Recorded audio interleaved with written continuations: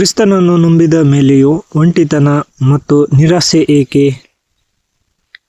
ಯೇಸು ಕ್ರಿಸ್ತನ ಪ್ರೀತಿಯ ನಾಮದಲ್ಲಿ ನಿಮ್ಮೆಲ್ಲರಿಗೂ ವಂದನೆಗಳು. ಪ್ರೀತಿಯ ಸ್ನೇಹಿತರೆ, ಇವತ್ತು ನಾವು ಪ್ರತಿಯೊಬ್ಬ ವಿಶ್ವಾಸಿಯ ಜೀವನದಲ್ಲೂ ಬರುವ ಒಂದು ರಹಸ್ಯವಾದ ಆದರೆ ಅತ್ಯಂತ ಆಳವಾದ ಹೋರಾಟದ ಬಗ್ಗೆ ಮಾತನಾಡಲಿದ್ದೇವೆ.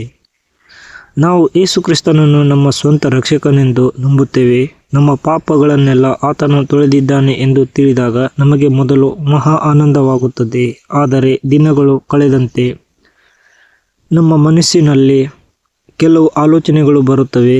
ನಾನು ಬದುಕಿದ್ದು ಸತಂತಾಗಿದ್ದೇನೆ, ನಾನು ಯಾರಿಗೂ ಬೇಡದವನಾಗಿದ್ದೇನೆ, ನನ್ನ ಕೈಯಲ್ಲಿ ಏನೂ ಆಗುವುದಿಲ್ಲ, ನನಗೆ ಯಾವುದೂ ಬರುವುದಿಲ್ಲ, ನನ್ನನ್ನು ಯಾರೂ ನೆನಪಿಸಿಕೊಳ್ಳುತ್ತಿಲ್ಲ, ನಾನು ಸತ್ತವರಂತೆ ಮರೆತು ಹೋಗಿದ್ದೇನೆ. ಇಂತಹ ಆಲೋಚನೆಗಳು ನಿಮ್ಮನ್ನು ಕಾಡುತ್ತವೆಯೇ?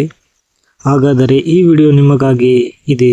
ಕ್ರಿಸ್ತನನ್ನು ನಂಬಿದ ಮೇಲೆಯೂ ನಮಗೆ ಇಂತಹ ಆಳವಾದ ನಿರಾಸೆ, ಒಂಟಿತನ ಮತ್ತು ಶೂನ್ಯತೆ ಯಾಕೆ ಅನಿಸುತ್ತದೆ? ಇದಕ್ಕೆ ಕಾರಣಗಳೇನು ಮತ್ತು ಇದರ ಬಗ್ಗೆ ದೇವರ ವಾಕ್ಯವಾದ ಸತ್ಯವೇದವು ಏನು ಹೇಳುತ್ತದೆ ಎಂಬುದನ್ನು ಇವತ್ತು ನಾವು ವಿವರವಾಗಿ ತಿಳಿದುಕೊಳ್ಳೋಣ.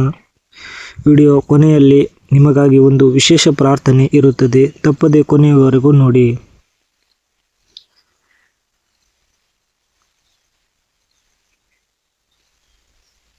ಮೊದಲನೆಯದಾಗಿ, ನಮಗೆ ಹೀಗೆ ಯಾಕೆ ಅನಿಸುತ್ತದೆ? ಇದಕ್ಕೆ 3 ಮುಖ್ಯ ಕಾರಣಗಳಿವೆ. 1. ಆತ್ಮಿಕ ಹೋರಾಟ. ನಾವು ಕ್ರಿಸ್ತನನ್ನು ನಂಬಿದಾಗ ನಾವು ಸೈತಾನನ ರಾಜ್ಯದಿಂದ ದೇವರ ಬೆಳಕಿನ ರಾಜ್ಯಕ್ಕೆ ಬರುತ್ತೇವೆ. ಸೈತಾನನಿಗೆ ಇದು ಇಷ್ಟವಾಗುವುದಿಲ್ಲ. ಅವನು ನಿಮ್ಮನ್ನು ದೈಹಿಕವಾಗಿ ನಾಶ ಮಾಡಲು ಸಾಧ್ಯವಾಗದಿದ್ದಾಗ ನಿಮ್ಮ ಮನಸ್ಸಿನ ಮೇಲೆ ದಾಳಿ ಮಾಡುತ್ತಾನೆ. ನೀನು ಯಾರಿಗೂ ಬೇಡದವನು, ನಿನ್ನ ಕೈಯಲ್ಲಿ ಏನೂ ಆಗಲ್ಲ ಎಂಬ ಸುಳ್ಳು ಆಲೋಚನೆಗಳನ್ನು ನಿಮ್ಮ ತಲೆಯಲ್ಲಿ ಬಿತ್ತುತ್ತಾನೆ. ಸತ್ಯವೇದದಲ್ಲಿ ಯೋಹಾನ 8:44 ಹೇಳುವಂತೆ ಸೈತಾನನು ಸುಳ್ಳುಗಾರನು, ಸುಳ್ಳಿಗೆ ತಂದೆಯೂ ಆಗಿದ್ದಾನೆ. ಅವನು ನಿಮ್ಮನ್ನು ನಿರಾಶೆಗೊಳಿಸಿ ದೇವರಿಂದ ದೂರ ಮಾಡಲು ನೋಡುತ್ತಿದ್ದಾನೆ. 2. ಲೋಕದ ತಿರಸ್ಕಾರ. ಯೇಸು ಸ್ವಾಮಿ ಯೋಹಾನ 15:19 ಸ್ಪಷ್ಟವಾಗಿ ಹೇಳಿದ್ದಾರೆ, ನೀವು ಲೋಕದವರಾಗಿದ್ದರೆ ಲೋಕವು ತನ್ನವರನ್ನು ಪ್ರೀತಿಸುತ್ತಿತ್ತು, ಆದರೆ ನೀವು ಲೋಕದವರಲ್ಲ, ಅದಕ್ಕಾಗಿಯೇ ಲೋಕವು ನಿಮ್ಮನ್ನು ದ್ವೇಷಿಸುತ್ತದೆ.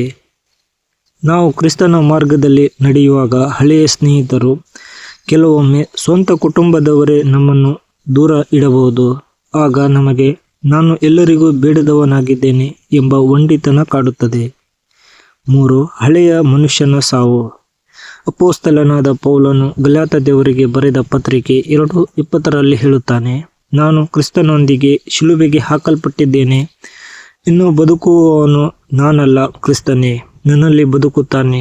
ಪ್ರೀತಿಯ ವಿಶ್ವಾಸಿಗಳೇ, ನಾವು ಸತ್ತವರಂತೆ ಅನಿಸುವುದಕ್ಕೆ ಕಾರಣವೇನೆಂದರೆ ನಿಮ್ಮೊಳಗಿದ್ದ ಹಳೆಯ ಪಾಪದ ಸ್ವಭಾವ, ಹಳೆಯ ಆಸೆಗಳು ಸಾಯುತ್ತಿವೆ. ಹೊಸ ಆತ್ಮಿಕ ಜೀವವು ನಿಮ್ಮಲ್ಲಿ ಹುಟ್ಟುತ್ತಿದೆ. ಈ ಬದಲಾವಣೆಯ ಸಮಯದಲ್ಲಿ ಮನಸ್ಸು ಶೂನ್ಯತೆಯನ್ನು ಅನುಭವಿಸುವುದು ಸಹಜ. ಸತ್ಯವೇದ 3. ಸತ್ಯವೇದವು ಏನು ಹೇಳುತ್ತದೆ? ಹಾಗಾದರೆ ಇಂತಹ ಕಷ್ಟದ ಸಮಯದಲ್ಲಿ ದೇವರ ವಾಕ್ಯ ನಮಗೆ ಏನು ಸಮಾಧಾನ ನೀಡುತ್ತದೆ?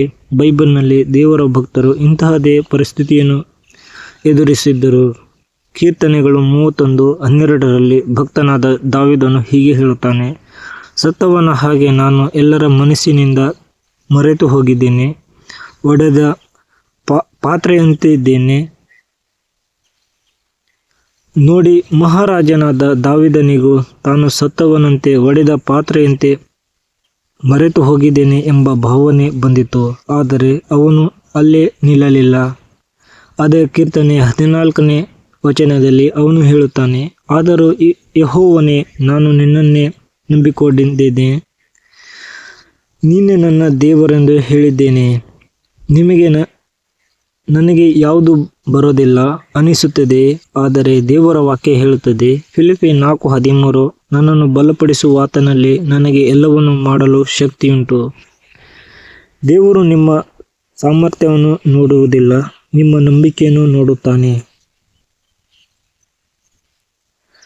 ದೇವರು ನಿಮ್ಮನ್ನು ಮರೆತಿದ್ದಾನ? ಖಂಡಿತ ಇಲ್ಲ. ಯೆಶಾಯ 49:15-16 ದೇವರು ಹೇಳುತ್ತಾರೆ, ತಾಯಿ ತನ್ನ ಮಗುವನ್ನು ಮರೆತಾಳೆ. ಒಂದು ವೇಳೆ ಅವಳು ಮರೆತರೂ ನಾನು ನಿನ್ನನ್ನು ಮರೆಯುವುದಿಲ್ಲ. ಇಗೋ, ನಿನ್ನನ್ನು ನನ್ನ ಅಂಗೈಗಳಲ್ಲಿ ಕೆತ್ತಿಕೊಂಡಿದ್ದೇನೆ. ಲೋಕ ನಿಮ್ಮನ್ನು ಮರೆತರೂ ನಿಮ್ಮನ್ನು ಸೃಷ್ಟಿಸಿದ ದೇವರು ನಿಮ್ಮನ್ನು ಅಂಗೈಯಲ್ಲಿ ಕೆತ್ತಿಕೊಂಡಿದ್ದಾನೆ. ನೀವು ಆತನಿಗೆ ಅತ್ಯಂತ ಅಮೂಲ್ಯವಾದವರು.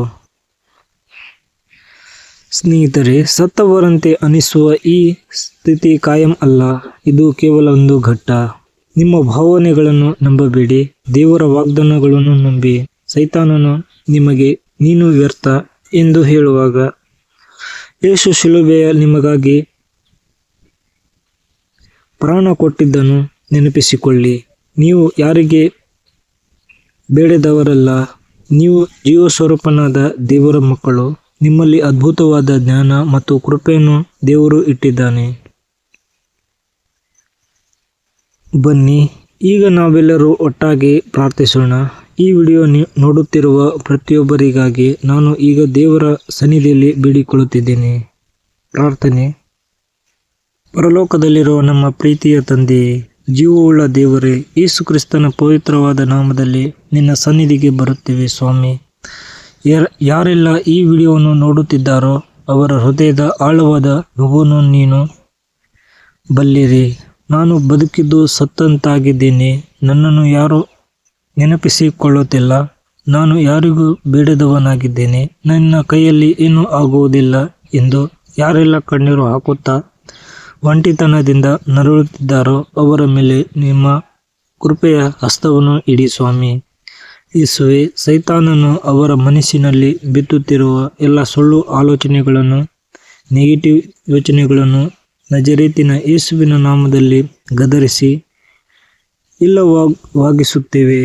ಸತ್ತಂತಿರುವ ಅವರ ಆತ್ಮಕ್ಕೆ ನಿಮ್ಮ ಪರಿಶುದ್ಧಾತ್ಮನ ಹೊಸ ಜೀವವನ್ನು ಊದಿರಿ. ಅವರು ಒಡೆದ ಪಾತ್ರೆಗಳಲ್ಲ ಸ್ವಾಮಿ, ಅವರು ನಿಮ್ಮ ಕೈಯಲ್ಲಿರುವ ಅಮೂಲ್ಯವಾದ ರತ್ನಗಳು.